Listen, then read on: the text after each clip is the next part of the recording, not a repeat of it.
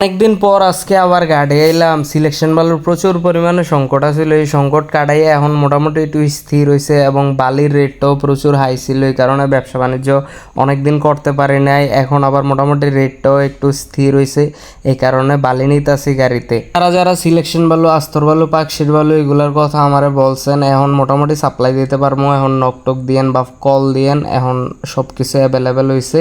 ইনশাল্লাহ চেষ্টা করবো সবচেয়ে কম দামে সাপ্লাই দেওয়ার জন্য ভালো মালটা। এই আসার সময় দেখছিলাম একটা গাড়ি নিচে পড়ে রয়েছে, এখন গাড়িতে যাওয়ার সময় লোড করে দেখতাছি যে ওই গাড়িটা দুইটা রেকারাইনা টাইনা উঠাইতেছে।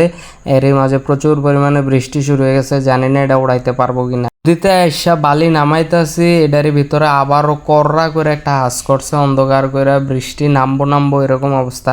গাড়িটার অবস্থাও খুব বেশি ভালো না, এটার কাজ করাইতে করাইতে অবস্থা খারাপ হয়ে গেছে গা।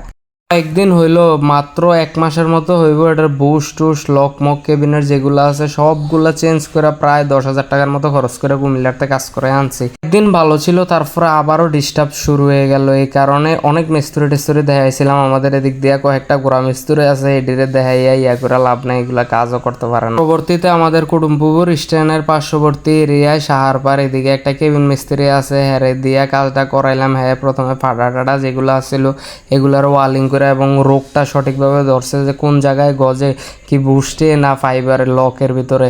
তারপর লকগুলা খুললে এগুলারে পিতল ওয়ালিং করে কীভাবে কীভাবে জানি কাজটা করছে। আলহামদুলিল্লাহ অনেক সুন্দরভাবে কাজটা একুরেট হয়েছে। কথা হলো ভাই, কাজ যদি একুরেট হয় 2 টাকার জায়গায় 4 টাকা বেশি যাক ওইটাতে সমস্যা নেই, কিন্তু কাজটা একুরেট না করে যে হয়রানিগুলা করে কিছু মিস্ত্রি, এটির কারণে আর গাড়ি ঘোড়া এই মিস্ত্রি বাজে মিস্ত্রিতে কাজ করাতে ভালো লাগে না।